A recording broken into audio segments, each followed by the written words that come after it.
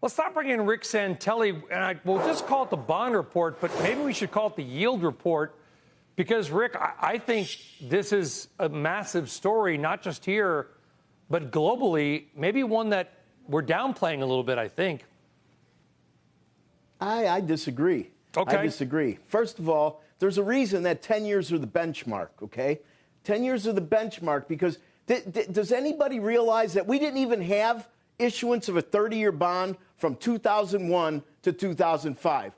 They stopped issuing them, and then they brought them back. So the 10-year has been the benchmark for decades.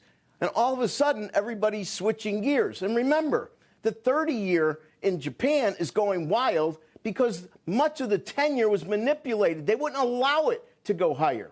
So, I want to get to some of these charts, Brian. So if you're in the control room, forget the first few charts. Here's the chart I want to go to. I want to go to the last two charts, okay? Last two charts. Here's a chart of the 10-year JGB for 2 months.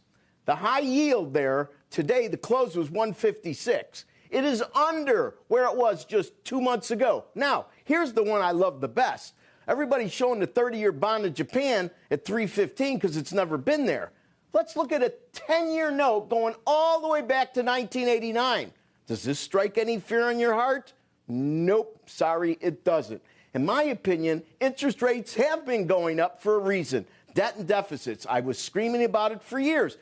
People are paying more attention now, and even though that may be seeded in politics, I don't care. But the notion to make story that what we're doing right now is somehow out of the ordinary makes no sense. The average yield of a 10-year note is significantly higher than people think. It's in the fours. So I don't see anything unusual here except for the fact that all of a sudden we're showing 30-year charts that we haven't shown to this extreme in many, many years.